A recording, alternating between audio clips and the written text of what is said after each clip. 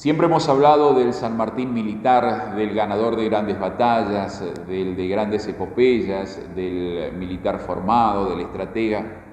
Y yo les propongo que en esta última parte también tratemos de conocer al hombre, aquel joven que estudió guitarra y que estudió dibujo, aquel que le gustaba hacer acuarelas, aquel que bailaba bien y que conquistaba a las mujeres, aquel que de una o de otra manera conquistó rápido a Remedios de Escalada cuando llegó a Buenos Aires con su porte, aquel San Martín a quien muchos historiadores luego le cuestionaron si era hijo de Juan y de Jerónima, porque para ellos podría haber sido también hijo de Diego de Alvear y no reconocido.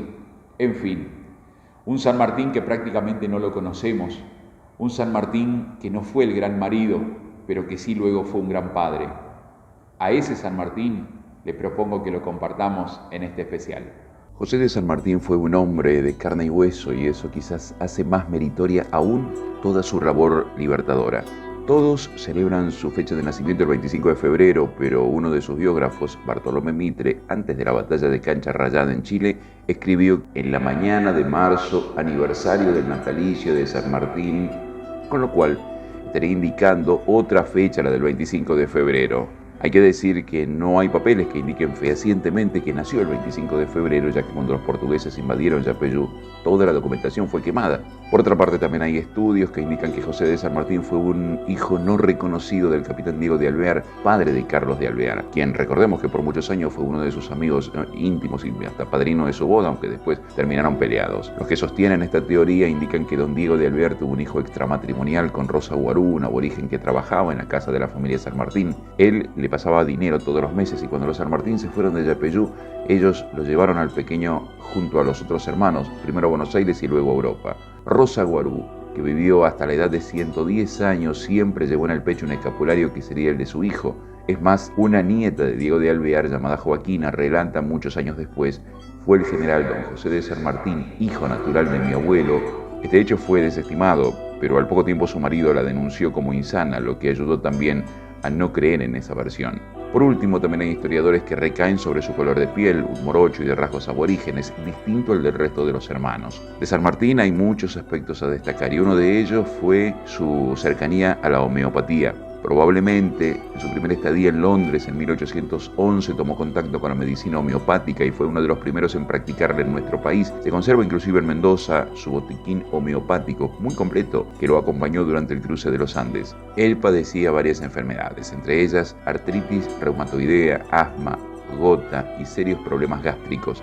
Además, eran frecuentes sus vómitos de sangre. San Martín también tuvo interés por la cultura y por la lectura. Fundó y promovió la fundación de bibliotecas. Él mismo decía: los días de inauguración de bibliotecas son tan felices para los amantes de la libertad como tristes para los tiranos. En el Museo Histórico Nacional está recreado un cuarto de San Martín. Allí, junto a su cama, hay colgados varios cuadros, entre ellos una marina de su autoría. En cuanto a la música, pudo disfrutar gracias a su amigo Alejandro Aguado, un empresario de la ópera de París, de veladas líricas y de conciertos. También practicó jardinería y horticultura en su casa muy cerca de París, por ese entonces una zona casi campestre. Allí se dedicaba junto a sus nietas al cultivo de flores, plantas y hortalizas que abastecían a la familia. Pero las actividades de San Martín no se quedaban allí, ya que fue muy buen carpintero y ebanista. A esto lo practicó durante su exilio, donde fabricaba mueblecillos para las muñecas de sus nietas. Como dijimos anteriormente, San Martín fue un gran lector y comenzó a formar su exquisita biblioteca en su adolescencia, ya en España. Una ciudad muy cosmopolita como Cádiz, donde él vivía y pasó muchos años, era propicia para ir armando una biblioteca que incluyera libros prohibidos por la Inquisición también. Aprovechó su paso por territorio francés cuando estuvo un tiempo en Marsella para comprar los libros revolucionarios que no conseguía en España ni de contrabando. Por ejemplo, compró muchos libros en Londres antes de marcarse a Buenos Aires. Esta biblioteca de San Martín era muy variada y expresa el espíritu enciclopedista, curioso e inquieto del libertador. Hay autores que influyeron en la Revolución Francesa como Voltaire, Rousseau y Montesquieu, obras de los protagonistas de la Revolución Norteamericana, tratados de historia, mucho material sobre la historia de América en general y de Latinoamérica en particular.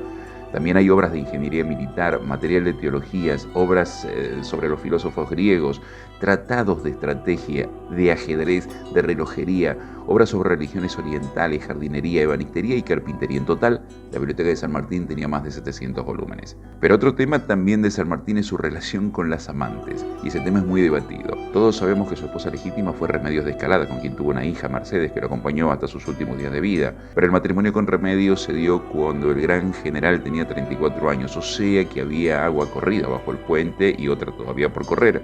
Es que por un lado enviudó muy joven y por otro, mientras estaba casado, pasó poco tiempo con su esposa. Son muchas las mujeres en la vida de San Martín, incluso se le envidia un hijo en Perú, aun cuando estaba casado con Remedios. Pero antes de su matrimonio vivió en España y hay dos nombres dando vuelta. Uno es el de Pepa la Gaditana, una manola de vida alegre, de acuerdo a lo que escribe Vicuña Maquena, el primer biógrafo de San Martín. La otra, se conoce que se llamó Lola, pero a ninguna de las dos se le sabe el apellido. Luego, en América, durante 12 años de victorias y derrotas en las guerras americanas, se acepta que San Martín vivió varios romances. Cuando estaba al mando del Ejército del Norte, se hizo evidente la manifiesta intimidad que San Martín mantuvo con Juana Rosa Gramajo Molina, esposa del dueño de una estancia en las afueras de Tucumán en la que se hospedó. Se sospecha también que San Martín pudo tener una relación con Jesusa, una mulata esclava de los Escalada, y que cuando Remedios tuvo que volver a Buenos Aires desde Mendoza producto de su enfermedad, ella se quedó en esa ciudad al lado del general. Luego la mulata se casó y ahí terminó el romance. Sin embargo, la pareja más conocida de San Martín, mientras estuvo en Mendoza, fue una dama mexicana llamada María Josefa Morales de los Ríos, viuda de Pascual Huidobro, conocido militar español que apoyó la Revolución de Mayo y fallecido en Mendoza en 1813. En esa provincia, todo el mundo lo conocía como el Pepe y la Pepa. Según Sarmiento, en Chile, el Libertador mantuvo un romance con una dama de la aristocracia local cuyo nombre se mantuvo en secreto. No se casaron ni tuvieron hijos. En el Perú, y aunque no existe evidencia, se dice que también estuvo en pareja con Fermina González Lobatón,